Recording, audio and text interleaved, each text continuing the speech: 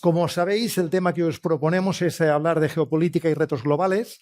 Esto evidentemente es muy amplio, podríamos abarcar desde cualquier perspectiva, pero nos ha parecido que era especialmente interesante que, dados los últimos hechos, los últimos acontecimientos en la guerra de Ucrania, pues tuviéramos una visión muy especial sobre este punto. Como sabéis, en las últimas horas se ha sabido o se ha conocido a través de la intervención del presidente ruso Vladimir Putin que iba a movilizar a 300.000 soldados o ciudadanos rusos para participar en esta guerra, y también ha advertido sobre la posibilidad de utilizar armas nucleares, dado que la guerra después de la contraofensiva de Ucrania se le ha complicado, para decirlo de una forma un poco simple. Por tanto, vamos a ir muy rápidamente a empezar las intervenciones de los ponentes. Luego tendremos la oportunidad de que los que estáis aquí en este ático Verdaguer podáis hacer preguntas a las personas que nos acompañan, y finalmente también cogeremos o intentaremos recoger las preguntas que a través de YouTube nos hayan llegado para que se las podamos transmitir en esta sesión. Decirles a los que nos están viendo a través de YouTube que ya pueden empezar a enviar sus preguntas si es que las tienen preparadas y quieren presentarlas. Voy a presentaros a las personas que nos acompañan. A mi izquierda está Joaquim Luna. Joaquim es periodista, estuvo en Ucrania poco después de haber empezado la guerra, es columnista de La Vanguardia, ha sido corresponsal en Hong Kong, en Washington y en París. Muchas gracias, Joaquim, por estar con nosotros. María Paz López, que la veremos a través de esta pantalla en cualquier momento, es la corresponsal de La Vanguardia en Berlín. María Paz está situada en un punto estratégico. También estuvo siguiendo la información sobre el terreno en la frontera de Ucrania en su momento. Cuando tengamos ocasión de tenerla con nosotros, nos ofrecerá esta perspectiva de un país que está viviendo de una forma muy alarmante, no únicamente por la posibilidad de quedarse sin gas, sino también por la proximidad a la zona de conflicto, como es Alemania, la situación que se produce. Ramón Aymerí, es el responsable de Internacional, el redactor jefe de Internacional de La Vanguardia, y por tanto tiene, aparte de una larguísima experiencia, una perspectiva también muy global sobre lo que hoy vamos a tratar, estos planteamientos geoestratégicos. Y finalmente, Xavier Mas de Seixas, seguramente muchos lo conocéis por sus análisis políticos y diplomáticos en las páginas de La Vanguardia. Fue también corresponsal, coincidimos en la corresponsalía de Washington durante unos años, incluso con Joaquín también coincidimos en algunos días. Joaquín se iba, Xavier venía y coincidimos allí, y por descontado también es una persona que estuvo sobre el terreno cubriendo en directo la información de la guerra, por tanto también su aportación va a ser especialmente importante. Teníamos hoy previsto que estuviera con nosotros otra enviada especial de La Vanguardia, Gemma Saura. Lamentablemente Gemma está en estos momentos en una entrevista, esto pasa, las urgencias periodísticas, y nos pide por favor que la disculpéis porque no podrá estar con nosotros. Seguro que otra vez tendremos la oportunidad. Muy bien. En las últimas horas la situación ha dado un vuelco, una guerra que parecía más o menos estancada ha entrado en una nueva dinámica y, por tanto, si os parece, Joaquim, podríamos empezar con... ayer mismo Putin anunció una movilización de 300.000 rusos, que presumiblemente puedan ser soldados, y también habló de la posibilidad de utilizar armas atómicas. ¿Hasta qué punto crees... Es una pregunta que podéis intervenir si os parece en cualquier momento el resto de los ponentes. ¿Es posible que se utilicen por primera vez armas atómicas en suelo europeo? Yo, siendo como soy buenas tardes a todos, ya voy directo al grano, gracias por la invitación. Yo siendo pesimista, soy pesimista porque tantos años yendo a sitios y cubriendo noticias te vuelven un poco pesimista, pero curiosamente ahora en esto no comparto este temor a que esto suponga la inminencia de nada terrorífico. No es la primera vez que Putin ha recordado que tienen un arsenal nuclear. Sí que es verdad que los reservistas es una admisión de que las cosas no van bien, y a mí me parece que el momento de peligro máximo será cuando Putin, Rusia se sientan acorralados o que pueden perder. Esa idea del tigre herido a mí creo que es cuando es peligroso.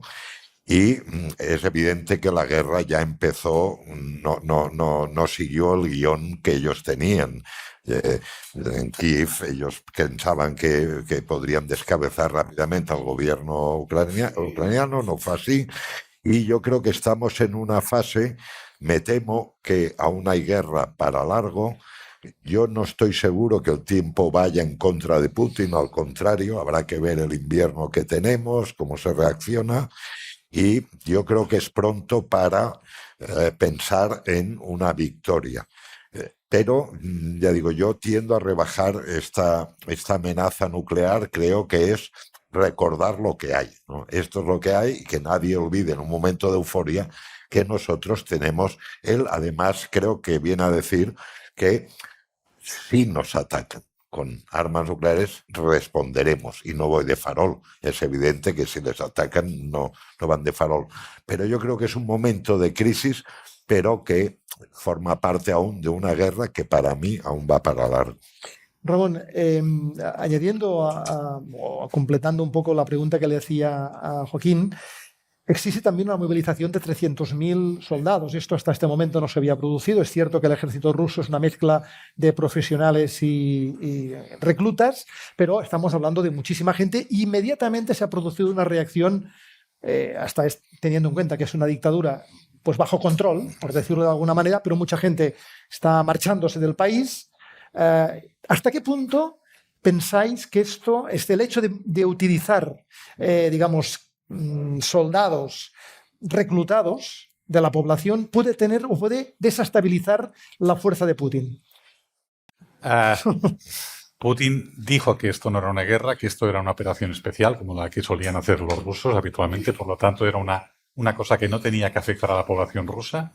Él siempre se resistió hasta ayer a la movilización general, digamos, a reclutar gente, porque él no quería que eso afectara. Pero bueno, ¿qué efectos puede tener? En principio, no muchos, porque el grado de represión que hay en estos momentos en el seno de Rusia es bastante importante. Es decir, ayer se manifestarían entre 1.000 y 2.000 personas, de los cuales 1.000, 1.200 fueron detenidos. A algunos de ellos hoy se les ha instado a firmar y van al frente directamente, es decir, como represalia los detenidos van al frente. Pero digamos que la oposición rusa es muy débil y la capacidad, digamos, de levantamiento también. Entonces, lo más probable es que prosiga esta huida de gente en edad de ir a filas, por decirlo de alguna manera. Sí, no les cierran las fronteras, porque ahora esta tarde Finlandia estaba planteándose de si cerraba las fronteras. Georgia también se planteaba algo parecido. Es decir, es una situación muy cambiante, etc. Solo decir una cosa más. Rusia invadió Ucrania con 200.000 soldados. Él pensó que era mucha gente, al final ha resultado ser muy poca gente para controlar un país tan amplio. A mí me da la impresión que ni con los 300.000 que ahora pueda reclutar va a estabilizar la situación. Entonces, ¿cuán cerca estamos del apocalipsis nuclear? Pues cuanto más mal le salgan las cosas a Vladimir Putin. Si este reemplazo no le sirve para estabilizar las cosas, es decir, que se estabilice aquello para poder negociar, pues probablemente el riesgo de una salida imprevista es más elevado. Xavier, vamos a lo que comentábamos. Antes, en los últimos días, el bloque, por decirlo de alguna manera, que había más o menos apoyado a Putin o que está manifestando de una forma clara su apoyo a Putin, estamos hablando de Turquía, gran país, un país importante que ha hecho de mediador en algunos momentos. Estamos hablando de otra gran potencia que es la India, que no se había manifestado y que ahora se ha manifestado claramente a favor de la paz, y sobre todo China, que ha dicho claramente, oiga, esto hay que acabarlo de alguna manera, entre otras cosas porque su economía, si no, se va a pique. ¿Hasta qué punto crees que esta situación geoestratégica, esta presión que se puede ejercer desde fuera de estos grandes países sobre Putin puede afectar en su capacidad de mantener la guerra en vigor? Bueno, buenas tardes a todos. Sin duda va a ser decisiva, ¿no? Putin está perdiendo desde el 24 de febrero. No ha conseguido ninguno de sus objetivos. Más bien, al contrario, se ha ampliado la OTAN hasta las fronteras de Rusia con Finlandia y Suecia. Ucrania está más occidentalizada que nunca, etcétera, ¿no? como decía Joaquín y como decía Ramón también, la movilización de 300.000 soldados, que entre paréntesis no existen, no creo que haya 300.000 personas en Rusia con capacidad de ir al frente, son ex soldados de reemplazo. Yo no hice la mili, pero si no tenemos la mili, estás un mes en un campo de instrucción y después estás 11 meses haciendo guardias y limpiando, o sea, de algunas maniobras. Es personal militar muy poco preparado para tener ese parte, ¿no? Entonces, ya veremos qué capacidad tiene el ejército ruso de adiestrarlos de verdad y de movilizarlos, porque los han de llevar al frente e incorporarlos a unidades militares operativas. Esto es muy complicado. No es para mí. Dicho esto, la grandísima dificultad que tiene ahora Putin para llevar adelante la guerra se le agrava, como dice Ramón, porque China y India, sobre todo, y también Turquía, le piden explicaciones y no están apoyándole como él querría que le apoyaran. Hay mucha retórica ahora por parte de Pekín, una alianza que se decían amigos para siempre, eso no se lo romperá nunca nadie, etcétera, etcétera. La verdad es que China no ha hecho prácticamente nada para Rusia. Ha hecho pues es Corea del Norte un poco, Irán que envía unos cuantos drones, pero Putin está muy solo y muy aislado, mucho más de lo que parece. Y la última ofensiva en el Donbass, por norte de Ucrania, demuestra una grandísima debilidad de sus líneas. Recordad que para atacar siempre necesitas 3 veces más hombres o fuerza militar que para defender. Es más difícil atacar que defender. Aún así, unidades militares ucranianas han conseguido pues, un territorio enorme, ¿no? Como Cataluña, ¿no? Liberado, y entonces en el sur es más difícil, pero las nuevas armas que están dando, sobre todo Estados Unidos, que ha reafirmado su compromiso en apoyar a Ucrania hasta el final, está dando una ventaja estratégica sobre el terreno. Lo que parecía impensable al principio de la guerra, que Ucrania podría repeler la agresión, ahora parece más factible. Evidentemente, como decía Joaquín, estamos muy lejos todavía de poder cantar victoria, pero ha habido un cambio que parecía imposible, ¿no? Que es que Ucrania pasase a la ofensiva, por lo que todo esto se ha sido gracias a las armas de Estados Unidos, un compromiso firme, y sobre todo China ha visto que esta guerra no le interesa para nada. Hay que tener en cuenta que el mes que viene en Pekín, Xi Jinping, el presidente, se enfrenta a un Consejo Nacional, que es como un parlamento, que le tiene que escoger para un tercer mandato, algo sin precedentes. Necesita un país estable, necesita tranquilidad. Las inversiones chinas en todo el mundo son impresionantes. Es que más inversiones tiene, por ejemplo, en Estados Unidos. O sea, que no es enemigo de Estados Unidos. Y esta guerra no le interesa para nada. Entonces yo creo que ahora es el momento de Occidente, de la OTAN, de ir más allá, de poder dar un poco más de armas a Ucrania, porque la escalada que teníamos al principio, lo que va a hacer, yo creo, es ya está la escalada, porque no hay que tener miedo a Putin, y cuanto más se alargue la guerra, más víctimas habrá. Hay que recordar que los muertos que está poniendo Ucrania, solo Ucrania, una guerra que es por el futuro de Europa, que los muertos que está poniendo Ucrania, debe haber un compromiso mayor por parte de la OTAN, imponiendo, por ejemplo, una zona de destrucción aérea sobre Ucrania para facilitar la superioridad de los ucranianos en la destrucción pues, de todas las baterías de cohetes y demás. Y aquí es el momento ahora, ¿no? Porque yo creo que el aislamiento de Putin es total. Esta movilización de 300.000 hombres, que yo creo que no saldrá de ningún lado, pues demuestra su debilidad. La amenaza de la bomba atómica, evidentemente, es un farol. Él sabe, como sabe cualquier estadista, que desde la Guerra Fría lo que hay es la destrucción mutua asegurada y automáticamente, nada más que la apriete el botón, aunque sea una bomba nuclear táctica, recibirá una respuesta proporcional por parte de la OTAN. Y sería el fin de Putin y el fin de la Rusia putinesca, ¿no? Por decirlo de alguna manera. Aprovechando lo que comenta Xavier, y es una cuestión que os planteo a los tres y me gustaría conocer vuestra opinión, creo que todos coincidís en dos cosas. Una, que la guerra va para largo, esto lo habéis dicho los tres, y que Putin la está perdiendo.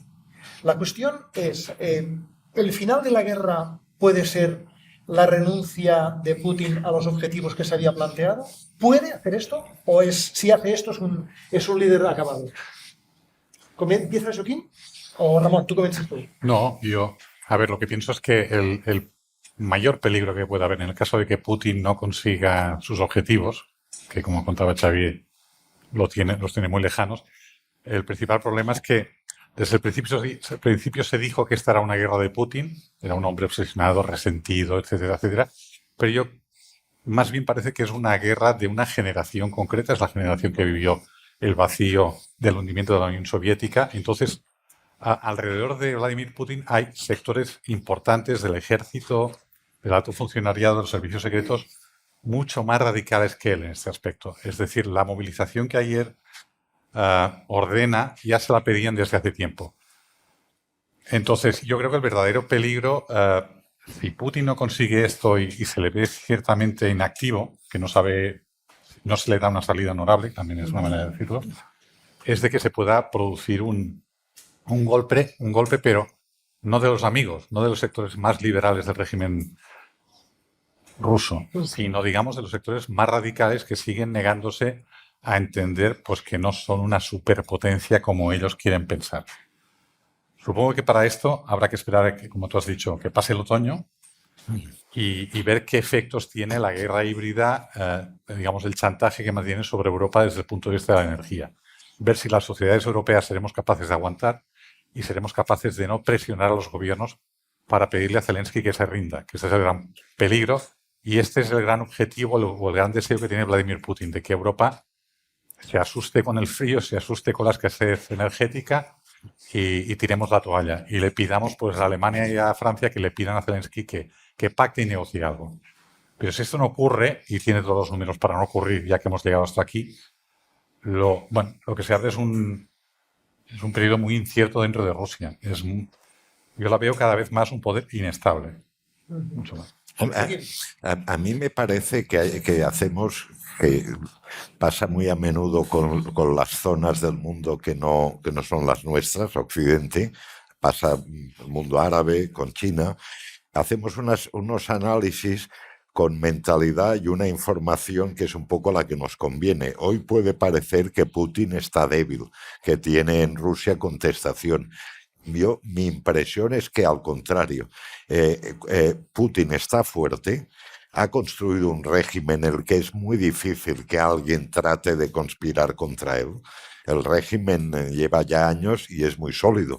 Es decir, de allí no se mueve nada sin que Putin lo autorice. Y hay un sentimiento nacionalista que aun en la derrota, en lugar de acelerar críticas o manifestaciones, en los malos momentos todavía va a fortalecer más al caudillo, al líder, que es Putin.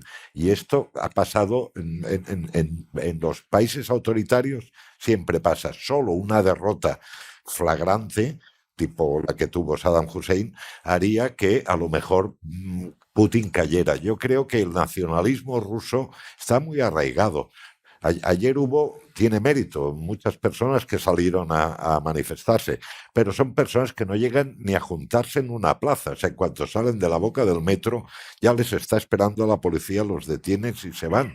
Y la mayoría de la población rusa, sometida a la información y a una visión histórica rusa de imperio y de que Occidente les acosamos, de que esto lo hemos hecho para provocarles, de que les estamos... Esto refuerza a Putin y yo creo que lo de los reservistas es un país con mentalidad de que si hay que sacrificar a miles de personas, se sacrifican y aquí no pasa nada. Igual ha cambiado mucho, ya no es la Rusia que yo tengo en la cabeza, pero yo creo que Putin va a seguir fuerte. Sí, bien. Bueno, yo creo que hay que distinguir entre un Putin que pierde y un Putin que resiste. Rusia es una tiranía. Aguanta con el FSB, que es el Servicio de Seguridad Interior, con el antiguo KGB, en el cual Putin sirvió y llegó a dirigir.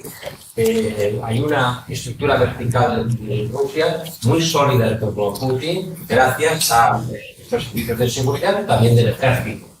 Entonces, Putin puede resistir años, esto no creo que sea el problema ahora nosotros, ¿no? En Rusia, las revoluciones o los cambios siempre han surgido desde dentro, ¿no? La revolución bolchevique de 1917, la caída del comunismo, la aparición de Yeltsin, ¿no? La creación de Rusia, siempre han sido movimientos sociales. Ahora es mucho más difícil por la tiranía, uno, y después dos, y yo creo que aquí Joaquín tiene mucha razón, en Rusia no hay clase media prácticamente.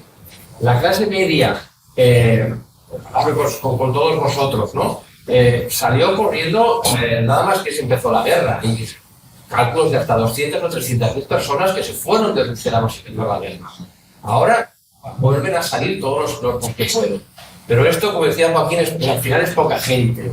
El 60% de la sociedad rusa es una sociedad gente de recursos escasos que vive de subsidios del Estado.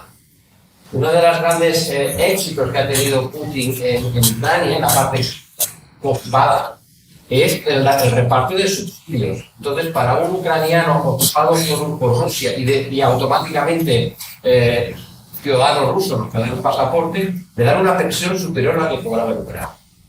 Este tipo de compras la paz social con subsidios, entonces, y esto va muy bien. Bueno, ahora Putin te va a exigir un sacrificio. Este sacrificio implica también pues, el riesgo de que tu padre, tu hermano, tu tío, tu sobrino, pues muera en el frente. Y Rusia, lo que hace siempre históricamente, es movilizar a grandes ejércitos, ¿no? Contra Napoleón y contra Hitler, y es carne de cañón. El armamento está poco sofisticado ruso, necesita una masa ingente de soldados en primera línea. Pero como decía Ramón, los 300.000 difícilmente van a servir de algo. ¿Por qué? ¿Recordáis cuántos soldados pidió? Me acuerdo de la Segunda Guerra del Golfo en Irak. ¿Cuántos soldados pedía Colin Powell para pacificar Irak? 500.000. ¿Cuántos le acabaron dando? 250.000. Y no lo consiguió. Irak es un país que es un desierto. O sea, estratégicamente es mucho más fácil ocupar un desierto que ocupar un país como Ucrania, aunque sea bastante plano, pues tiene bosques, tiene mucho más plano, mucho más. Entonces, con 300.000 soldados no preparados, que tardarán meses en movilizarse, que para cuando se haya movilizado, Ucrania también se habrá reforzado. Estamos hablando quizás de todo el invierno. No veo que realmente Putin pueda, con esta movilización, darle la vuelta estratégicamente sobre todo. Yo añadiendo una postilla, porque puesto que es un auditorio de gente joven, ¿no? Yo recuerdo el caso de Egipto. Hay tendencia a creer que las redes, lo digo porque en las redes sí que puede parecer que Putin peligra. Esto es un artificio. Esto ya pasó en la Plaza Tahrir en Egipto y que pareció que era una revolución de Internet, de convocatorias, etc. Luego llega el ejército, sale y los tanques siguen siendo tanques. Y por eso hay tendencia a veces, no es una desinformación voluntaria, pero hay una tendencia a creer por el efecto que dan las redes a veces de modernidad, de protesta, y luego siempre hay tanques, hay ejércitos que actúan a la vieja usanza.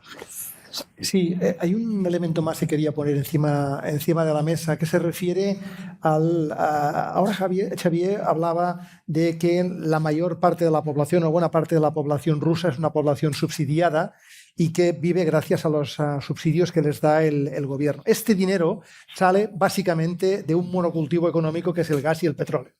Poca cosa más tienen, aparte de mucho territorio. La pregunta que os hago es, estamos hablando de que el principal consumidor de energía o de hidrocarburos procedentes de Rusia es Europa, y esto está cambiando. Y además hay mucha velocidad. Por una vez, Europa se ha puesto las pilas y el cambio se está haciendo a mucha velocidad. Dos cuestiones. Primera, ¿somos capaces o es capaz Europa de resistir este invierno con el frío que posiblemente hará en algunos países de la zona más nórdica? Sin o con alguna restricción de gas, esto por una parte, y la segunda, ¿hasta qué punto el hecho de aislar Rusia y no comprarle gas y petróleo es un elemento fundamental para que Putin no pueda seguir adelante con su estrategia? Ramón. Es un pulso, ¿no? A ver, Rusia es rica en hidrocarburos, en materias primas, en fertilizantes y en alimentos. Y en misiles. El problema es que de los misiles, de cada 3 solo uno explota. Ya. Pero Rusia, digamos que económicamente es un país que perdió la industria en la década de los 90 a manos de los oligarcas. Se desindustrializó, por decirlo de alguna manera. Tiene gente muy buena, tiene buenos matemáticos, tiene muy buena gente en software. Toda esta gente ha huido, ha desaparecido de Rusia, se ha escapado. Entonces, el tema ahora es quién puede más. Es decir, si Europa es capaz de pasar el invierno y sobrevivir, por ejemplo, a la victoria de Giorgia Meloni en Italia, que es una persona que rápidamente va a pedir, pues a pesar de que no es prorrusa, pero rápidamente el gobierno de derechas de Italia va a pedir una postura más suave hacia Rusia. El tema es si sabremos aguantar. Es decir, yo no lo sé. Nosotros no somos los que estamos peores aquí en España, pero por ejemplo el Reino Unido está realmente mal. Maripaz nos dirá cómo está Alemania. Alemania tampoco está en una situación muy fácil. Italia tampoco está muy bien. Entonces, bueno, hasta qué punto la inflación y la falta de energía nos puede llevar a cambiar de postura. En cuanto al giro que pretende hacer Rusia, es verdad, Rusia está vendiendo petróleo muy barato a la India y a la China, pero no tiene gasoductos hacia la China. Estos gasoductos que tiene girados hacia Europa pueden tardar entre 5 o 6 años para construirse. Es decir, este giro, este cambio que pretende hacer Rusia hacia el este no va a ser tan fácil y va a tardar mucho más tiempo. Entonces, bueno, es una cuestión es un pulso. A ver quién aguanta más. Sí. Bueno, efectivamente, el cielo de oro. Las reservas financieras de Rusia, creo que leí el otro día, son 600.000 millones de dólares. Esto es más que casi ningún otro país del mundo. Está conseguido claro que no tenía fuera, en países del G7, unos 400.000 millones de dólares que han sido congelados desde el inicio de la guerra y ha sido capaz de generar más dinero a través del petróleo. Esto, ¿para qué ha servido este dinero? Pues para fortalecer sobre todo la estructura de poder de Putin. El dinero Putin utiliza primero para protegerse a sí mismo, como el credencial del FSB, y después para subsidiar casi el 60% de la población y comprar esta paz social. Nosotros en Europa, yo creo que este invierno más o menos lo tenemos bien. Las reservas energéticas están bastante a tope, ya se ha hecho el aprovisionamiento y la clave está en si seremos capaces de aguantar 2 inviernos, ¿no? Por lo cual, yo creo que sí que va a haber mucha presión sobre Ucrania por parte de Italia, como decía Ramón, que va a cambiar el gobierno este fin de semana, y también quizás también por parte de Alemania, ¿no? Pero hasta ahora la respuesta de la Unión Europea es extraordinaria, mucho mejor de lo esperado. Yo creo que la Unión Europea también dio una respuesta a la pandemia mejor de la esperada, y evidentemente líos a la hora de comprar vacunas, etcétera, pero después ha sabido cerrar filas. Se han aprobado paquetes de ayuda importantísimos con una deuda mutualizada que antes no existía. Yo creo que la Unión Europea se crece ante las adversidades. Y yo confío muchísimo que la Unión Europea sabrá aguantar este envite, sobre todo ¿por qué? Porque la guerra de Ucrania es una guerra existencial para Europa. No podemos permitir que Putin gane en Ucrania, porque supondría el triunfo de la antidemocracia, con lo cual todos los líderes populistas que hay en Europa occidental, pues ahora va a haber una primera ministra neofascista en Italia. En Suecia, hace 4 días, ganó también la extrema derecha, En España, Vox, tiene el 20% de votos. Esta gente admira a Putin. El hombre es fuerte, tienen lazos, como los tiene desde Francia. O sea, es una guerra existencial para Europa. Yo creo que esto lo han entendido y va a cerrar filas. Yo creo que pasaremos este invierno quizá más frío y sobre todo con más inflación, pero yo creo que es un precio que los gobiernos europeos han aceptado pagar. Yo cuando se anexionó, aquí es clave China. China es quien tiene la posibilidad de cortar un poco la estabilidad a Rusia, pero China hasta ahora lo que ha hecho, como ya hizo, se impusieron sanciones por la anexión de Crimea, es acudir rápidamente al rescate de Rusia. ¿Por qué? Porque va a tener a un suministrador, digamos, de energía en unas condiciones buenísimas. Con lo cual, de aquí para mí es muy importante China, y China de momento no parece que vaya a cortarle no tanto armas como préstamos, ingresos y por la energía, ¿no? Habéis hecho en diversas ocasiones referencia a los movimientos de extrema derecha, lo que va a pasar presumiblemente este fin de semana en Italia, lo que pasó en Suecia hace el fin de semana anterior, me parece recordar. O sea, parece que hay un cierto desplazamiento de la política internacional, no hacia la derecha, sino hacia la extrema derecha, hacia el nacionalismo, hacia el populismo, el nacionalpopulismo, por decirlo de alguna manera. ¿Hasta qué punto creéis que esto es realmente así? Que esta tendencia que de alguna forma también observamos en Estados Unidos con personajes tan atribularios como Trump, se puede extender en diversas zonas del mundo. ¿Vos comenzáis, Xavier? Sí, indudablemente. Lo hemos visto, o sea, la democracia estadounidense está amenazada, y si está amenazada la democracia en Estados Unidos, yo creo que la democracia en todo el mundo occidental está amenazada.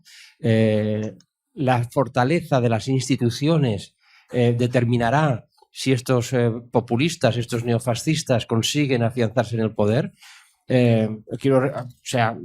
Giorgia Meloni tiene en su programa una reforma constitucional para reforzar el Ejecutivo en detrimento del Poder Legislativo. Si lo consigue... hemos escuchado a María Paz ahora. Ahora la vamos a escuchar dentro de María Paz. ¿Nos escuchas? Sí. Bueno, qué bien, perfecto. Pues ahora mismo conectamos contigo. No te muevas, no te vayas, Ahora mismo, está un poco congelada, pero bueno. No te preocupes, ahora mismo conectamos contigo, Xavi. Bueno, terminamos en este campo. No, yo creo que sí, que hay un gravísimo riesgo, ¿no? Por eso ahí la necesidad fundamental de ganar esta guerra y derrotar a Putin, ¿no? Y de debilitarlo dentro de Rusia. Yo creo que Putin puede sobrevivir a una derrota. Lo único que ha de hacer es salir en televisión diciendo que ha ganado, y todos los rusos le creerán, porque en Rusia no hay libertad de prensa. Los rusos están de alguna manera domesticados y desactivados porque no hay sociedad civil, no hay información independiente. Y yo creo que una campaña de hemos ganado en Ucrania, aunque hayan perdido, la mayoría de los rusos la creerán, y Putin puede sobrevivir muchos años aunque haya perdido la guerra en Ucrania. ¿Os parece que le demos la palabra a María Paz? ¿Qué tal? A ver si nos oímos ahora. Sí, os oigo, a veces con dificultad, pero bueno, más o menos los últimos acontecimientos, lo que ayer dijo Putin, los 300.000 soldados reclutas, para decirlo de una forma más propia, movilizados en la amenaza de un ataque nuclear, ¿cómo se vive en esta zona del mundo cuando estáis tan cerca del foco del conflicto? Bueno, en primer lugar, matizar que ahora casualmente, por una cuestión circunstancial, estoy en España, estoy en Córdoba. Por tanto, esto es importante decirlo. Estoy en Córdoba, en un congreso de libertad religiosa, que también es un tema importante. Respecto a lo que decías, lógicamente en todos los países que tienen frontera con Ucrania o que han sido en su pasado histórico países satélite de la entonces Unión Soviética, pues todo lo que venga de allí es siempre visto con mucha prevención, y estos meses de guerra en Ucrania pues han incentivado ese temor. Entonces, la reacción general es que si Putin dice algo, al final lo acaba haciendo, o hay riesgo de que acabe haciéndolo. Claro, el tema nuclear es algo que nos parece que siempre ha sido como un deterrent, ¿no? Como algo que se tiene ahí para no usar. Pero cuando un dictador está desesperado, cuando el curso de la guerra ha cambiado en los últimos días gracias a la ofensiva ucraniana, pues quién sabe lo que puede esta persona pues llegar a lanzar con tal de salvarse. Entonces hay preocupación obviamente en todos los países del flanco oriental de la OTAN, y pensemos que incluso antes de que se produjera esta declaración de Putin, ya había un temor acumulado incluso en países que eran tradicionalmente neutrales. Pensemos que Suecia y Finlandia han solicitado entrar en la OTAN precisamente por el hecho de este tipo de esta guerra, pese a que ellos mismos no eran países que habían estado bajo la influencia soviética. Por tanto, en esta zona se vive todo con mucha tensión. Aprovechamos que no hemos tenido ocasión antes de hacerte un par de cuestiones. Estábamos comentando justamente la presencia cada vez más fuerte, por lo menos en algunos países. Estábamos comentando el tema de Italia, el que pasó en Suecia. En Alemania hay un movimiento de ultraderecha, de extrema derecha, también muy fuerte. Es el país que en su momento donde nació la gran catástrofe que se vivió en el siglo XX. ¿Tú también tienes la percepción de que hay un escoramiento hacia la extrema derecha en el mundo y específicamente en esta zona del planeta donde tú estás? Sí, sí, no, al mismo tiempo. Es decir, en Alemania el auge de la extrema derecha, de la ultraderecha, se produjo sobre todo a raíz de la llegada de refugiados en el año 2015, que venían recordáis, de Siria, y de Irak y de Afganistán, y que la política de puertas abiertas de Merkel hizo que la ultraderecha lo utilizara como argumento, ¿no? Como cabalgando el tema de la anti-inmigración. Entonces, efectivamente, la Alternative für Deutschland, que es el partido de ultraderecha en Alemania, consiguió entrar en el Bundestag, ahí sigue, pero en las últimas elecciones se demostró que había un poco tocado techo. O sea, siempre va a estar ahí, se ha consolidado, pero es difícil pensar que vaya a crecer. Luego, un elemento importante, es que curiosamente, muchos partidos de extrema derecha en Europa pues tienen ese vínculo con Rusia, ¿no? Se ha visto pues en Alemania, se ha visto en Austria y en Italia, obviamente, ¿no? Y es curioso porque dirías, ¿cómo es que es así, no? Pero es cierto. Entonces, lógicamente, cualquier avance de la extrema derecha en algún país europeo pues es una buena noticia para Putin, porque contribuye a la inestabilidad en Europa y le podría ayudar en sus objetivos. Pero que ahora realmente, como sus objetivos son prácticamente puramente militares en este momento, pues quizá no está tan pendiente de si gana un partido u otro. Por ejemplo, en Suecia, ¿no? Que la ultraderecha se ha convertido en el segundo partido más votado, que es como muy grave. Pero bueno, Suecia ya decidió que entraba en la OTAN y no es que ahora vaya a cambiar de idea solo porque la ultraderecha es más importante, ¿no? La ultraderecha estaba en contra inicialmente, ¿no? de esta entrada. Antes hacíamos algunos comentarios sobre el tema de la posibilidad de la crisis energética, de las restricciones, sobre todo en el tema del gas, que se pueden producir en Europa. Había una cierta coincidencia en que algunos países, por ejemplo España, pues lo tienen más bien resuelto, ¿no? Porque tienen capacidad de regasificación y se ha acumulado gas, y esto también sería aplicable a otros países europeos. En Alemania, ¿tenéis miedo a pasar frío este invierno? Y consecuentemente con esto, ¿crees que esto puede, no sé si es la palabra exacta, sería esta, enfriar el ánimo de enfrentamiento o de mantener la lucha contra Putin en Ucrania? A ver, en Alemania, a nivel ciudadano, sí que hay preocupación por si se va a poder pagar bien las facturas del gas y de la electricidad, etcétera. Y el gobierno ha hecho algunos ajustes para intentar protegerlas a las capas más desfavorecidas de la población para que no pasen frío, digamos, para que no haya este problema. La cuestión, digamos, de fondo es que todo esto que ha pasado con la guerra y con el chantaje energético de Putin, pues ha significado una enmienda a la totalidad de la política energética alemana, no solo de este gobierno, obviamente, porque es el que se ha encontrado con el problema, sino con gobiernos de todo color político, ¿no? Que siempre han fiado todo pues al gas ruso y apoyaron la construcción de los dos gasoductos en el Báltico, el Nord Stream 1 y el Nord Stream 2, que ahora no están bombeando ningún tipo de gas, y nunca diversificaron sus opciones energéticas, lo confiaron todo a esto. Fue como una lectura exageradamente optimista de la Ostpolitik de Willy Brandt, ¿no? de mirar al este para que no se repitieran las desgracias de la Segunda Guerra Mundial, ¿no? Entonces, esta crisis energética lo que ha puesto todo eso en tela de juicio, y ahora está por ver si en lo micro, si los ciudadanos alemanes pues hasta qué punto están dispuestos a soportar este coste, ¿no? Las encuestas dicen que la indignación por la invasión rusa de Ucrania pues es potente entre la ciudadanía, con lo cual vamos a ver qué pasa, ¿no? Ahora tenemos los depósitos de gas al 90% de su capacidad, que era un objetivo del gobierno, y en ese sentido pues están un poco tranquilos de que de momento podemos llegar a la primavera, ¿no? Que es un poco el objetivo. Y entonces, a partir de ahí, buscar fuentes alternativas, bueno, que ya están buscándose, o sea, ya como sabéis, bueno, el canciller ha viajado y el ministro de Economía han viajado a Canadá, han viajado a países donde reinan otros sátrapas, pero bueno, ahora los niveles, los estándares han bajado, ¿no? Se busca gas natural licuado en Qatar, en Emiratos Árabes Unidos se busca hidrógeno verde, en fin, digamos que es una de las consecuencias también de esta guerra es que dictadores y regímenes que hasta ahora Alemania se podía permitir no tener un trato excesivo, pues ahora se convierten en elementos necesarios, ¿no? Dentro de 5 minutos os daremos la palabra porque seguro que hay muchas preguntas y también escucharemos las preguntas que nos hayan podido llegar a través de YouTube. Pero sí, antes quisiera haceros una pregunta a los 4 para saber cuál es vuestro punto de vista en este contexto en el cual nos encontramos con un cierto escoramiento, con un escoramiento real hacia posiciones más de ultraderecha y también de convulsión social.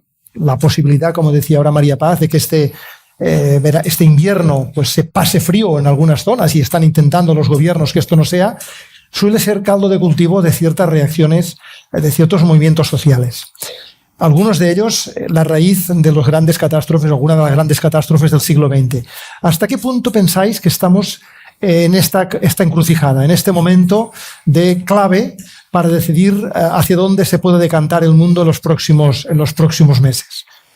Joaquín, ¿quieres empezar? Yo soy optimista porque es cierto que hay un avance electoral, que países como España, que parecían inmunes por el franquismo a la extrema derecha, hay una extrema derecha, pero lo que he visto, y para mí un poco la referencia es Francia, que fue el primer país europeo que tuvo una extrema derecha fuerte, es que soy optimista porque la arquitectura institucional es muy sólida y es capaz de resistir, igual que confío o igual que Estados Unidos ha resistido o ha superado con heridas que aún no han cicatrizado a Donald Trump.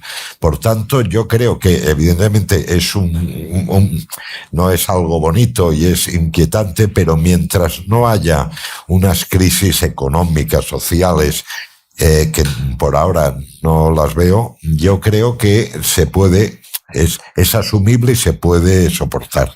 Ramón. Sí, yo creo que es algo más, personalmente, lo veo algo más complicado en el sentido de que estos movimientos de extrema derecha o populistas son resultado de un proceso de la resaca de la globalización. La globalización económica tiene 2 etapas magníficas, los 80 y los 90, en las que se beneficia prácticamente todo el mundo, se beneficia los bancos que las financian, las grandes empresas que desplazan allí sus plantas, y los consumidores de aquí pues que ven abaratarse los precios.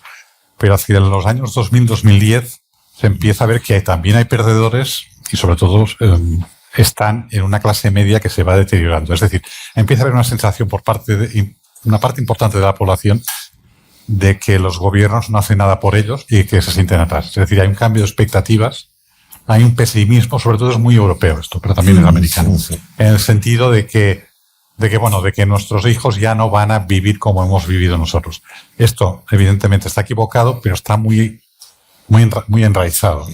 Entonces, mi impresión es que hasta que estas desigualdades, esta incapacidad que hemos tenido de cohesionar la sociedad no se solucione, no avancemos hacia una sociedad más cohesionada, esto va a durar. Porque es gente que, compra soluciones muy fáciles, compra soluciones con cabezas de turco como el tema de los inmigrantes, adopta o hace suyas inquietudes, por ejemplo, el ascenso de la mujer en el mundo del trabajo. Para determinado tipo de hombre blanco lo percibe como un ataque a sí mismo y a su rol. Es decir, toda esta serie de fenómenos, de ahí lo que decía él de la admiración por Putin y de todos los macho man que hay en el mundo, todos estos dirigentes autoritarios, todo esto es un caldo de cultivo que yo creo que va a durar todavía unos años. No creo que estemos en la década de los 30, como para un putsch de tipo nazi, pero este malestar yo creo que dura un tiempo. Sí, los macho man, recordar que uno de los primeros amigos que tuvo Putin en Europa fue Silvio Berlusconi, y Silvio Berlusconi está a punto de volver al gobierno en Italia, o sea que aquí hay un caldo de cultivo interesante. Pero bueno, yo soy optimista. Los populismos siempre van a estar ahí, pero las instituciones hasta ahora han resistido y cada vez son más fuertes. Yo creo que vosotros viviréis mejor que nosotros porque la tecnología también juega muchísimo a vuestro favor para un mundo más igualitario y hay que saber gestionarla. Estamos en un periodo de transición y yo creo que la gran confianza que hemos de tener es en la Unión Europea. Si las estructuras institucionales nacionales fallan, como fallan, por ejemplo, en Hungría, con un pseudo dictador como Víctor Orbán, Hungría se salva gracias a que hay una vigilancia estricta por parte de la Unión Europea y un régimen sancionador, también sobre Polonia. O sea que al final es la estructura supranacional de la Unión Europea la que nos protege a todos y la que ya está aplicando políticas de transición energética, de digitalización, como decíamos antes, de mutualización de la deuda. Un euro por el que nadie daba un duro al principio y es capaz de superar la crisis del 2008 y yo creo que estamos mejor. Lo que pasa es que quizás la guerra en Ucrania no nos lo deja ver, este auge de los populismos tampoco, pero tengamos confianza porque la Unión Europea, como decía antes, ante las adversidades se crece y está acelerando procesos de integración que sin estas amenazas no se hubieran acelerado. María Paz. Entiendo que no has escuchado nada de lo que decían los tres, ni Joaquín, ni Ramón, ni Xavier. Más o menos. Más o menos. Pues la cuestión es si tú eres optimista o pesimista respecto a la inestabilidad que se pueda producir a raíz de los movimientos de extrema derecha y de la crisis social que se pueda derivar de la situación, por ejemplo, de la guerra en los próximos meses. Pues la verdad es que pese a esta victoria considerable de la extrema derecha en Suecia y a pesar de la consolidación de Alternativa para Alemania en Alemania, pues yo no soy tan pesimista porque hasta ahora siempre luego se han quedado en algo testimonial. O sea, en general hay cordón sanitario en todos los países, a veces con disfunciones, a veces no es perfecto, pero acaban teniendo pocas dificultades de llegar a gobernar.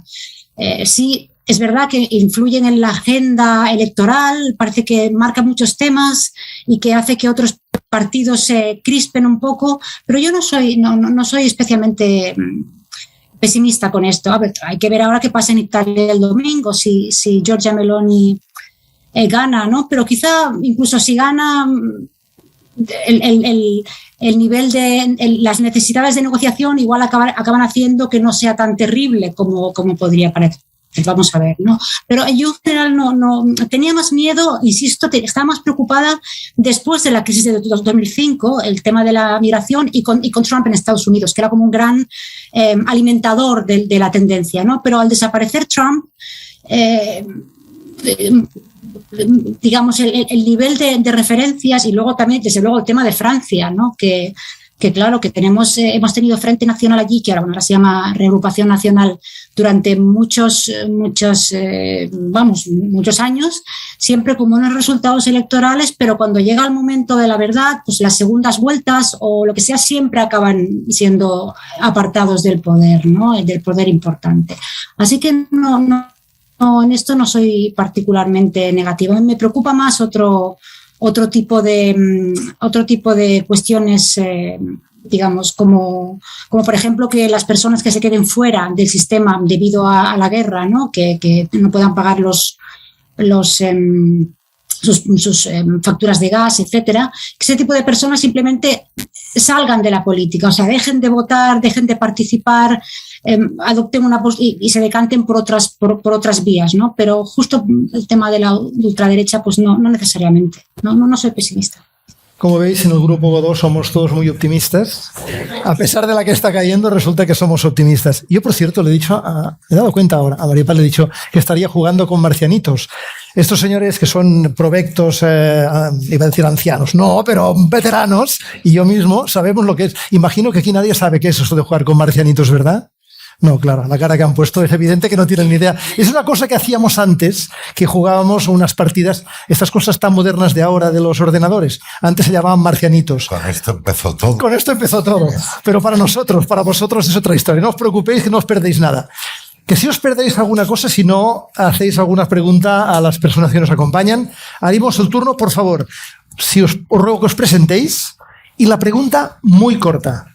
Aquello que dicen en fútbol, al pie y cortita, ¿vale? Venga, vamos allá. Hola, muchas gracias. Ha sido muy interesante, habéis abierto muchas cosas. Habéis dicho que la Unión Europea se está fortaleciendo. En vuestra opinión, ¿hasta qué punto las sanciones económicas a Putin realmente están afectando a Rusia?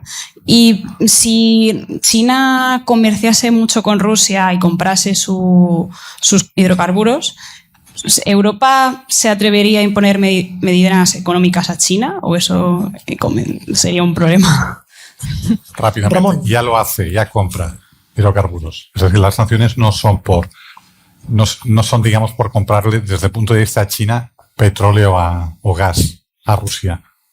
Vale. Ya lo Creo, está comprando. o sea, Bueno, si China aumentas- compra petróleo y gas a Rusia Sí. y no hay sanciones. No hay es esto, sanciones. ¿no? Exacto. Que las sanciones son básicamente a Rusia. Exacto. Vale, y no hay idea. El otro día estuve, en una mesa redonda había una docena de empresarios catalanes de pequeña y mediana empresa exportadora, y de ellos había 3 que sorteaban el embargo y vendían a Rusia a través de Lituania y 2 a través de Turquía. Quiero decir que Históricamente nunca un embargo ha derribado ningún régimen y le ha asfixiado. El país que más sanciones tiene, embargos, etcétera, es Irán. Y el régimen de los ayatolás, la República Islámica, se mantiene. Es decir, hace daño, pero Rusia, en mi opinión, puede soportar ese daño, porque además tiene a China, que le permite ahora. Los últimos contratos han sido de una negociación fantástica para China, porque sabes que Rusia puedes apretarle con los precios. Claro, pero entonces el argumento de que no van a usar un arma atómica por las medidas que les podríamos imponer. No es tanto, yo creo que la arma atómica no es tanto por una cuestión económica, sino por Porque entraríamos en guerra que mundial. todos perderíamos, igual que unas sanciones llevadas a extremos. Si quisiéramos ahora sancionar a China, sería tirarte una piedra al tejado. Entonces, pero ya digo, yo no creo que las sanciones por sí puedan hacer caer al régimen, a Putin, para nada, ¿no? Vale, La siguiente, muchas gracias. allí, aquí. Hola, mi nombre es Rocío, muchísimas gracias por la ponencia. Me gustaría preguntaros si creéis que en la próxima reunión de G20 debería participar Rusia. Xavier. Bueno, Rusia estuvo invitada, estuvo en Indonesia, ¿no? En la última. No lo sé, pero no debería. Pero evidentemente el G20, no sé dónde es la próxima reunión del G20. Noviembre, creo. ¿En? Noviembre. Pero, ¿dónde? Creo que es en noviembre, exactamente. Ya, pero ¿en qué país? No. ¿En qué país? Porque es el país anfitrión quien puede decidir a quién invita y quién no acaba invitando, ¿no? Entonces Indonesia en la última pues invitó a Rusia, pues no lo sé. Ahora, como hemos comentado antes, el aislamiento internacional de Rusia, que parecía que era parcial porque el sur global estaba a favor, hace unos días en Samarcanda pues vimos clarísimamente como India decía que esto no puede continuar, como Turquía también se posicionaba, y hay elecciones en Brasil dentro de nada, que puede que gane Lula, la izquierda, con lo cual otro agente muy importante del sur global no estará a favor. Bueno, quiero decir que hay muchas, salvo África, donde sí que la Unión Soviética hizo mucho por la liberación de los pueblos del yugo colonial, imperialista, etcétera, y hay un buen recuerdo de Rusia. Salvo en África, el resto del mundo parece que está bastante, o esta guerra no me importa para nada, o ya presionando de verdad al Kremlin para que acabe. es por videoconferencia, no es ningún sitio físico. Vale. Será por videoconferencia. El G20, sí. Estupendo. La siguiente. A mí me gustaría preguntar cómo debería ver la Unión Europea a China, si se debería alinear con la visión más de Estados Unidos, ¿no? Que vemos que presiona con el tema de Taiwán, o intentar aprovechar, ¿no? Que se está haciendo con el control de tantas materias primas alrededor del mundo. ¿Cómo lo veis? O sea, si debería alinearse con Un poco con la Estados visión de Unidos Estados Unidos o mantener la posición actual. un poco neutra e intentar acercar cierta posiciones, sí. Así como a lo mejor nos interesaría acercarnos a Rusia por el gas, ¿no? Sí. ¿Nos tendríamos que alinear con la visión de Estados Unidos o qué hacer? María Paz, ¿tú has seguido la pregunta? Esta no, he oído la de antes. Vaya por Dios. Bueno, pues esta la va a contestar Joaquín, que lo tiene clarísimo. Venga. No, yo creo que China, en mi opinión, le interesa que de aquí salga un orden internacional en el que Estados Unidos no sea tan hegemónico, porque tienen el problema de Taiwán. Taiwán es algo que yo confío mucho en que el pragmatismo de unos y otros es muy diferente al de ucranianos y rusos. Yo creo que hay que aprovechar que China no es un imperio al uso. Nunca han sido gente de ir a conquistar más allá de sus confines, porque les parece que somos todos unos bárbaros, sí, que no les vamos a aportar nada. Entonces yo creo que desde luego a China no hay que, digamos, enconarla. Y sobre todo pensando en que no se repita la situación de Ucrania con Taiwán. Y yo creo que la Unión Europea con China también suele actuar con pragmatismo. Entonces, si hay pragmatismo en los dos lados, no hay menos tensiones, ¿no? Sí, solo una cosa. Yo creo que toda esta serie de conmociones que vivimos desde el 2008, ¿no? Crisis financiera, pandemia, crisis climática, la guerra, son, a mi entender, creo que es común, el fin un poco de la Pax Americana. Es decir, los americanos han gobernado en solitario durante 100 años, durante prácticamente un siglo. Y los años 90, 2000 fueron realmente apoteósicos desde este punto de vista. Entonces yo creo que Estados Unidos tiene que ir asumiendo poco a poco que no está sola en el mando del mundo y probablemente tiene que tener como decía Joaquín, un approach más suave con respecto a China, porque es que, es muy inevitable que China, si no hay un grave evento, tarde o temprano la supere económicamente. ¿La siguiente? Sí, hola. Muchísimas gracias por el debate. Mi nombre es José María y mi pregunta va respecto a que hemos observado que en los últimos años Rusia ha estado amenazando a Occidente a través de ciberataques o bien en las redes sociales con el tema de provocar inestabilidad en los países. Entonces, mi pregunta es, ¿Occidente cómo puede solucionar estos ataques? Ya sea por las fake accounts en Twitter o por los mismos ciberataques. Muchas gracias. Se lo preguntamos a María Paz, que creo que esta vez sí ha escuchado la pregunta. Sí, esta vez he oído la pregunta. Vamos allá. Sí. Bueno, esto es un tema que ha sido muy sensible en Alemania, sobre todo en época electoral, porque hubo ataques informáticos a información del Bundestag, no muy relevante, pero consiguieron entrar y era claramente de procedencia rusa. Luego campañas de fake news, estoy hablando antes de la guerra, campañas de fake news pues, para fomentar la idea de que en Alemania pues, se trataba mal. Recuerdo un invento que fue amplificado por los medios rusos de una mentira, vamos, que una joven rusa había sido violada por un migrante y que entonces Alemania le protegía o algo así, era una especie de constructo de ese tipo y fue muy amplificado por Sputnik TV y por todos estos medios rusos, ¿no? Entonces las campañas de desinformación rusas siempre han estado ahí. Claro, ahora con la situación de la guerra es un poco distinto porque la opinión pública europea ahora es como más consciente de que lo que viene de Rusia pues puede no ser verdad, ¿no? Digamos, las falacias en torno a esta invasión que ha sido disfrazada de operación militar, yo creo que ha hecho ganar conciencia a la población de que hay que informarse con fuentes fiables y que las de allí no lo son. Quisiera remarcar, por ejemplo, un caso que fue muy notorio precisamente en España, quizá lo recordéis, cuando la embajada rusa en Madrid comisionó un vídeo al inicio de la guerra en el que una actriz o activista serbia que hablaba español pues contaba las razones de Rusia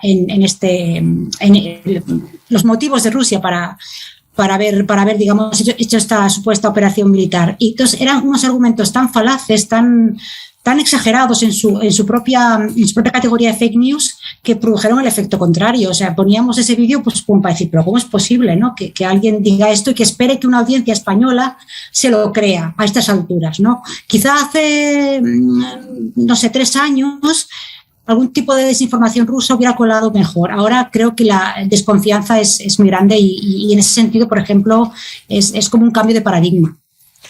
Si me permitís, una online, sí, en línea. Una cuestión, es que Ramón tiene que irse, porque no yo, Ramón Aymerí. Con lo cual, le vamos a decir una cosa. Muchas gracias, Ramón. No, a vosotros. Ha sido un placer estar contigo.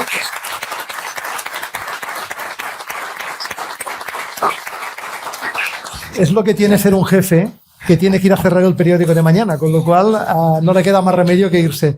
Gracias, Ramón. Gemma. Ramón, hemos quedado que le damos prioridad a los que están en sala, pero teníamos una pregunta que viene un poco a colación con lo que ha comentado Maripaz, que es Alberto, que nos está siguiendo, que está interesado en saber qué le recomendaríais a los jóvenes a la hora de saber leer e interpretar la actualidad en materia política global y dónde sería mejor buscar información, ¿no? En redes o medios de comunicación, ¿no? Yo creo que... Bueno, en la vanguardia se me No, yo me vas a permitir... Hombre, es vuestro momento también, ¿no? Efectivamente. Yo a ver, ya no es aquello de quiero venderos nada. Pero esta idea de que la información es gratuita, que la información puede ser gratuita, Xavi y yo hemos estado en Ucrania y podemos recordar la factura que presentas, lo caro que es cubrir una guerra. Es decir, esta idea de que la información es gratuita es nefasta, porque uno de los bienes en una democracia más importantes, más esenciales, es la información. Y la buena información, como la buena vida, es cara. Como decía Oscar Wilde, lo otro no es vida, pues lo otro no es información. Y por tanto, yo a gente joven le digo, oye, hacer lo que queráis, pero medios solventes existen. No digo ahora La Vanguardia, no. Medios o sea, es decir, los medios existen, son accesibles a un precio módico. Esto de negarse a pagar €1 al mes para estar bien informado, a mí me parece que ahí también la gente joven tiene que espabilar. Porque creer que la información es gratuita es nefasto para la democracia. Sí. Lo podía haber dicho más antes. Perdona, Xavier se apunta absolutamente y yo también me apunto.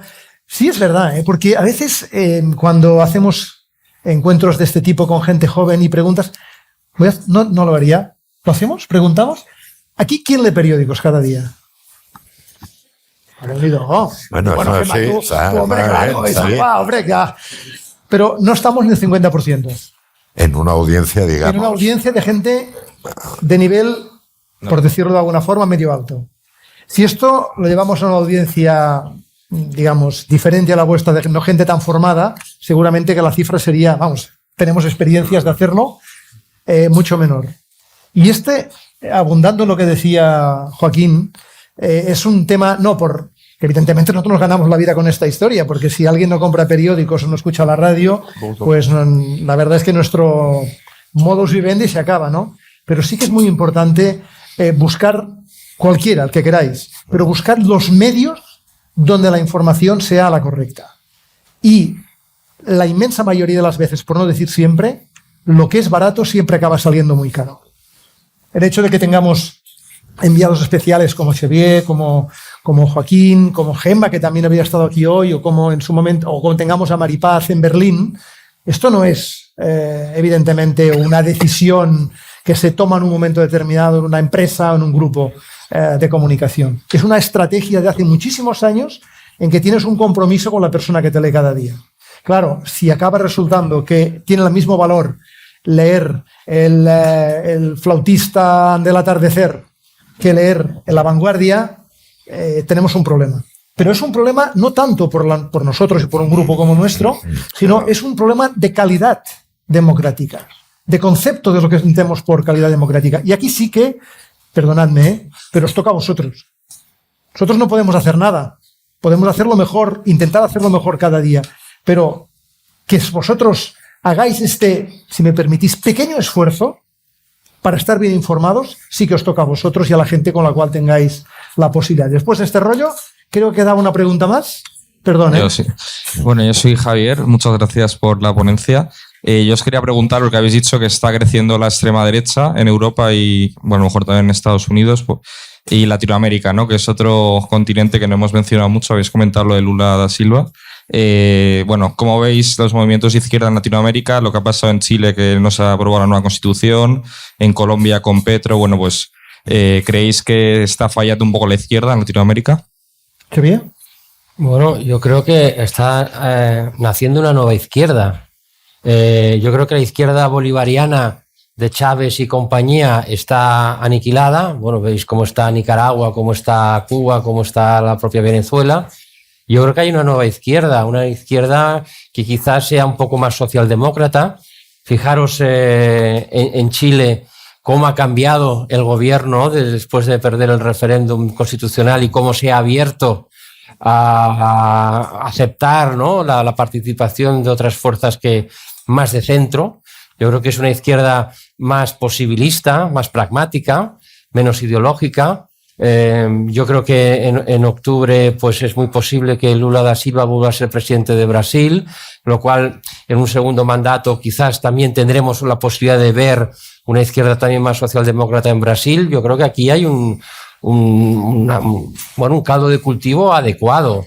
Fijaros, por ejemplo, que la izquierda en México, ¿no?, con AMLO, pues es un desastre, porque hay una izquierda, igual que en Perú, que sigue siendo muy conservadora en temas sociales. Y esto es una grandísima contradicción. Y ahí la Iglesia evangelista, por ejemplo, está provocando que haya gobiernos ultraconservadores en lo social, pero con unas políticas después de... O sea, el presidente de Perú es comunista, ¿no?, por ejemplo, el maestro de escuela, un poco contradictorias, ¿no?, con lo que es el bienestar colectivo de una sociedad, ¿no? Y yo creo que eso es un poco el pasado, y lo que debería de ser el futuro es lo que hemos visto en Colombia y en Chile. Estupendo. Sí, bueno, va. Pero pongo esta porque es... Luego te damos la palabra. Andrew nos pregunta que le gustaría conocer vuestra opinión sobre el futuro de la movilidad en Europa y en especial en las zonas rurales. Bueno, es un tema que yo creo que es interesante, ¿no? Bueno, yo creo que María Paz. ¿Cómo nos vamos a mover? Esta es la difícil. No estás aquí para defenderte. María Paz, ¿has escuchado la pregunta? María Paz, te la repito, no te preocupes. Sí, no te vas a escapar tan fácilmente. Preguntan sobre qué opináis sobre la movilidad, el futuro de la movilidad en Europa y en especial en las zonas rurales. ¿Puede cambiar? Lo siento, no, yo no. Yo, a ver, la verdad es que no sé, no tengo respuesta, sinceramente. Está bien, ¿no? Así podemos... Pero aquí tenemos una ventaja, somos sinceros, porque podríamos decir que sí, que esto va a cambiar mucho, que las energías alternativas, sí, que no sé qué, pero no tenemos ni idea, con lo cual mejor vamos a otro tema. Sobre el tema de la oligarquía rusa, si consideráis que continuará dando apoyo a Putin a medio plazo. Sí, es una pregunta interesante, porque siempre se ha pensado que la oligarquía rusa pues podía tumbar al régimen del Kremlin y no es así, porque su ganancia depende de que Putin continúe en el poder y ellos no están en un estado de derecho, la justicia no los va a defender. Si ellos desafían al poder, tienen que exiliarse o tienen que ir a la cárcel. Ejemplos hay a patadas de los últimos 20 años de magnates que han tenido que exiliarse en Londres, ¿no?, con todos los lujos. Yo creo que la oligarquía rusa no tiene el peso que Occidente al principio de la guerra pensó que sí que tenía para poder forzar un cambio de régimen en Rusia. Y porque es víctima del sistema. Cae Putin, ellos se arruinan. Había una pregunta más. ¿Verdad que sí que había una más allí? ¿Allí? ¿No? Hola, ¿se escucha?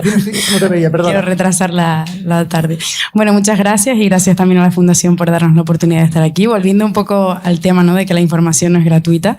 Ya se sabe que cuando algo es gratis, el producto eres tú, ¿no? Es lo que das al cambio, tu información o tu tiempo.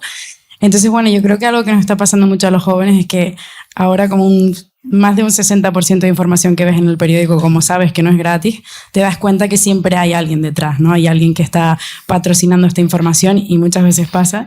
Entonces, yo creo que es un compromiso que tenemos que tener un poco ambos, ¿no? Tanto nosotros como lectores, los que también podemos permitirnos a lo mejor dar esta pequeña ayuda, pero también por el otro lado, creo que hay que intentar un poco remediar este desencanto que tenemos las nuevas generaciones, que ya no nos creemos nada, ni los políticos, ni los medios de comunicación. No nos cuesta mucho porque siempre se ve, ¿no?, esta segunda capa. Yo me dedico a la publicidad, bueno, un formato muy junior, pero sí que me pasa que cada vez me desencanto más porque pienso, esto lo ha pagado alguien, esta información se nota que está muy sesgada, ¿no? Gracias. Pues más una reflexión. Maripaz, tú, que estás en Berlín, bueno, hoy en Córdoba, con lo cual tienes una visión más periférica de la cosa. La reflexión un poco a medias, pero lo que sí puedo decir es que cuanto más robusto es un sistema de comunicación, pues mejor para la democracia, obviamente.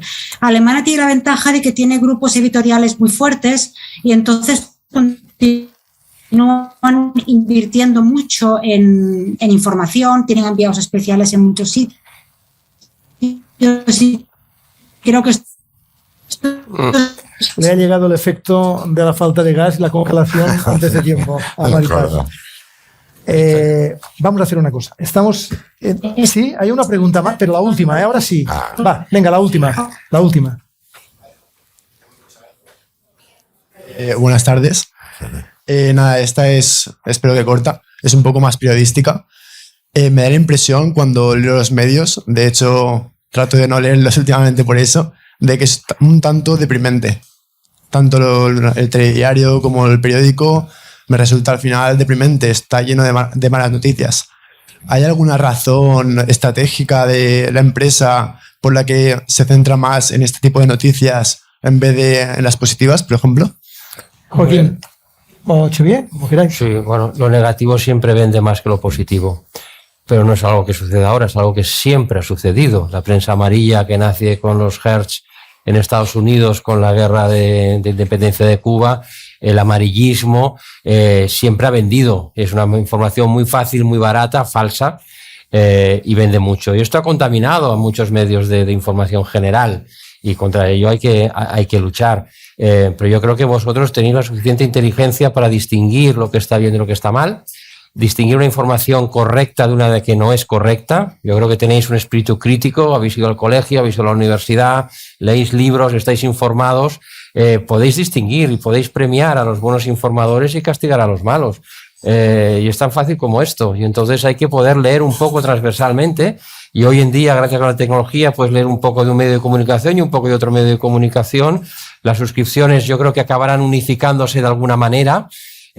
Aún es pronto, pero va a haber pues un Spotify de información, por ejemplo, ¿no? A ver cómo se organiza, pero yo creo que esto sería un mercado más lógico, con lo cual ahí se fortalecerá mucho más la información de calidad y se penalizará la gratuita y la falsa. Y la Unión Europea está trabajando mucho en este sentido para combatir la información falsa y acentuar la digitalización, con lo cual iremos a medios más independientes.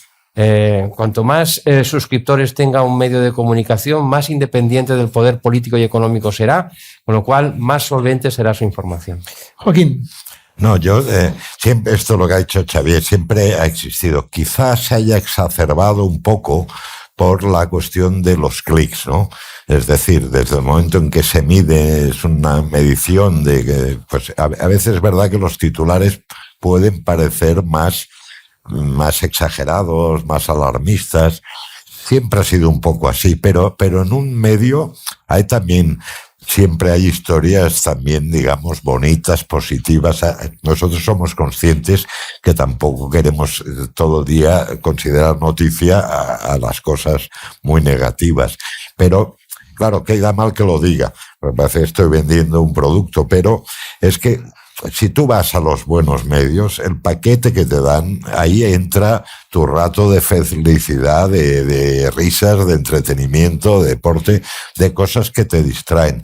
Ahora, y luego, ¿qué pasa? En información internacional, y esto es un inciso, uno no se puede informar para comprender Oriente Medio, Ucrania, China. No te puedes informar con noticias cortitas. Ahí se requiere un esfuerzo intelectual.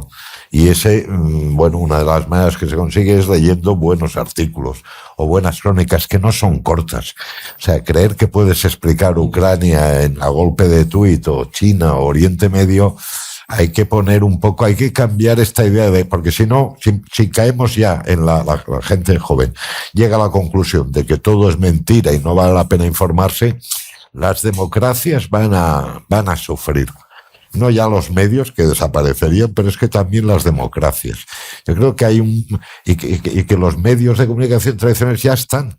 Es solo saber, pues es como comprar una camisa. Tú verás dónde compras una camisa, pero hay buenos sitios y no los más caros. Y en esto yo a veces acuso un poco a la gente joven de creer que no es imprescindible. ¿Y qué pasa? Que el siglo XXI el hecho de que haya un desarrollo tecnológico espectacular no significa que haya un progreso en otras materias. Empezamos en Nueva York en el 2001 y estamos encadenando muchas guerras. Se iría a Irak, Afganistán, etcétera. ¿Por qué? Porque parece que el progreso va a llegar solo. ¿Por qué? Pues sí, el tecnológico sí que va como tira muy bien, pero el progreso un poco en implicación política, en civismo, en estar informados, no va tan bien. Yo no creo que estaba mejor el siglo XX que en cuanto a gente, todo el mundo que era alguien, tenía muy claro que tenía que leer un diario, tenía que estar bien informado. Ahora parece que puede ser alguien y tal sin tener mucha información. ¿Por qué? Porque se llega a la conclusión de, bueno, tampoco importa. Yo creo que sí importa, porque si no vamos a seguir teniendo un progreso tecnológico espectacular, pero trifulcas políticas, inestabilidades, guerras. Bueno, hay que trabajar esa parte también de construir un siglo. Solo no va a venir la paz y tal, ¿no? Enrollado. No, pero yo quiero añadir solamente leer libros. ¿Cuántos? No los libros que empezáis, sino los que acabáis. Los empezáis y los acabáis. Hay una diferencia abismal entre una persona que lee con espíritu crítico, subraya y asimila lo que está leyendo de un libro, y alguien que no. Y esto lo añades a una cultura de consumir prensa de calidad, es que tenéis una ventaja abismal sobre el resto, porque la cultura de pasiva, de que todo me lo dan, y rapidez, no crea buenos cerebros productivos. Lo crea el tiempo dilatado el que se invierte en leer un libro y en tener este espíritu crítico que te proporciona la lectura de un libro de un buen medio de comunicación. Y es que ahora por poco dinero, eso es una ventaja enorme. No, ya la van a ver, por poco dinero puedes tener el Financial Times, el The Economist, el New York Times, artículos, es decir, no hay que desaprovechar esa ventaja. Bueno, ya veis que al final se han venido arriba, ¿eh? Vamos. Que está muy bien. Y además suscribo absolutamente todo lo que han dicho. Salva. Sí, yo me quería sumar a estos consejos y a ver si somos capaces de extraer algún consejo final o alguna reflexión final que yo creo que son muy, muy acertadas. Es decir, el hecho de estar bien informado, el hecho, ¿no?, de cultivar la lectura para al final cultivar ese pensamiento crítico, ¿no? En una sociedad que no asumamos, ¿no?, que la tecnología nos da toda la información. Entonces yo quería volver a esta idea ya para cerrar, de generación. Son una generación con ganas de impactar en la sociedad, pero también es una generación que ha sufrido mucho. Es una generación que ha sufrido la mayor epidemia de la época moderna, que aún no hemos salido de ellas y de ella del todo, y eso ha impactado física, mentalmente, y en muchos aspectos. Es una generación que ha sufrido y está sufriendo la mayor crisis climática de nuestra historia, y es una generación que está sufriendo una guerra, más o menos de cerca, pero Europa no estaba de alguna forma con una guerra tan cercana hace mucho tiempo, por suerte, y un conflicto energético. Claro, yo soy baby boomer, yo todo esto no lo viví.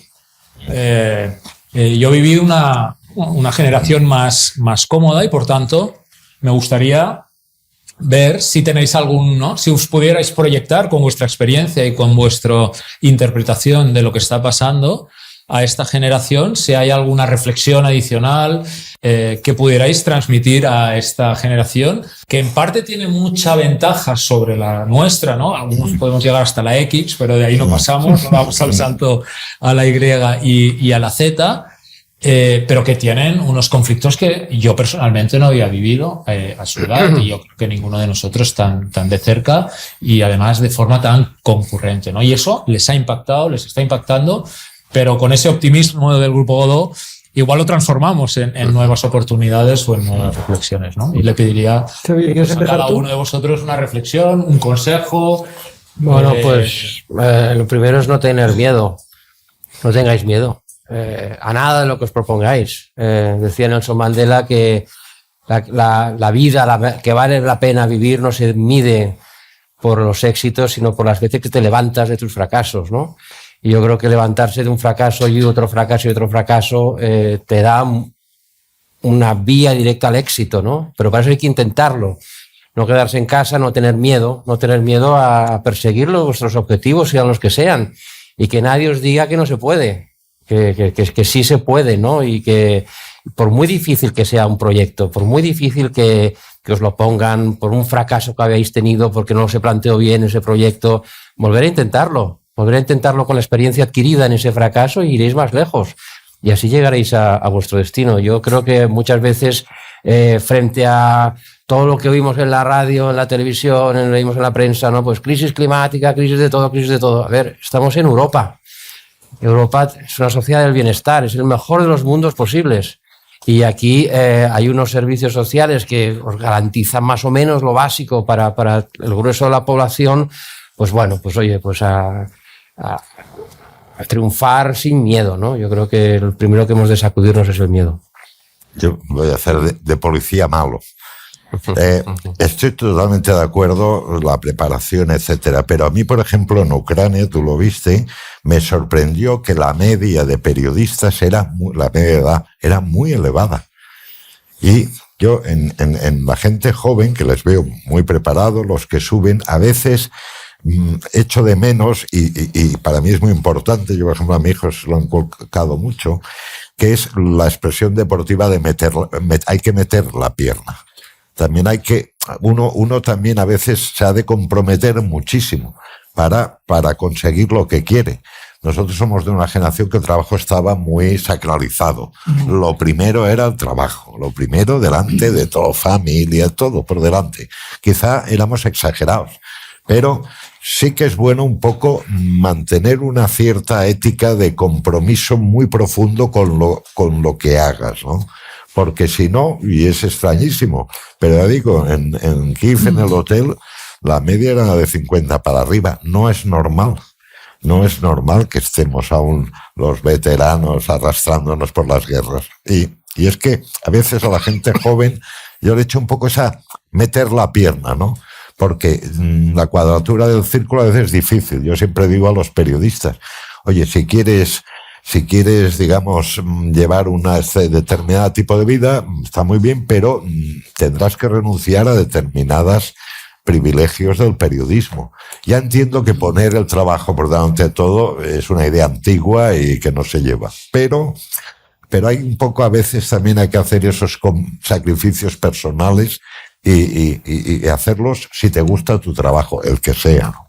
Por tanto, perder el miedo, meter la pierna. Ramón, tu última... No, yo soy el polígono. Yo estoy con vosotros, que evidentemente no comparto todo lo que se ha dicho, pero sí que acepto y entiendo, pienso que somos, para todos vosotros, y sobre todo la gente que se dedica a nuestra profesión, aquello que ha llamado generación de apoyo. Somos como el corcho. No hay forma de unirnos a los un poco que llevamos años en esta historia, ¿no? Nos unen por aquí, y entonces los que estáis detrás no podéis ocupar nuestro puesto, que toda la legitimidad seguramente aspiráis, pero no penséis ni por un segundo que nos vamos a ir. Esto no va a pasar. Eres el polígono. Yo soy el polígono, sí, pero por eso doy buenos consejos. No penséis que nos vamos a ir. Nos vamos a ir. Primero, bien, nos tenéis que superar y ser mejores que nosotros. Esto es fundamental. Y esto supone, como decía muy bien Joaquín, sacrificio, esfuerzo, preparación, no, porque la tenéis todos. Sois mucho mejores que nosotros. Todos. Todos vosotros estáis más preparados que nosotros. Por razones obvias, por vuestra edad, por lo que habéis estudiado, por la capacidad que tenéis de manejar las nuevas tecnologías, sois mejores que nosotros. Pero nos tenéis que echar. Nos tenéis que echar de forma amable, correcta. No, amable dándonos patadas, una buena pensión, pero que nos podamos ir. No, patadas. evidentemente esto es un poco caricatura, pero sí es cierto que yo pienso sinceramente que una generación tan preparada como la vuestra, antes comentábamos el tema de los hijos, yo también tengo una hija que ha terminado la carrera, es que Xavier, igual que Joaquim, igual que todos vosotros, sois gente muy preparada, pero esto no es suficiente. Hace falta que deis este último empujón. Que efectivamente no tengáis miedo, resumiendo un poco, porque estoy totalmente de acuerdo con lo que han dicho tanto Xavier como Joaquín, no tengáis miedo y sed capaces de dar el empujón. Y si esto en algún momento supone pues, que alguien que esté delante de esta generación tapón, que somos nosotros, nos tenemos que mover, pues nos moveremos. Pero no nos moveremos si no nos empujáis. Eso tenedlo claro. Entonces no vale esperar que esto por generación espontánea cambie. Porque nosotros también tuvimos que empujar en su momento. Cordialmente, ¿eh?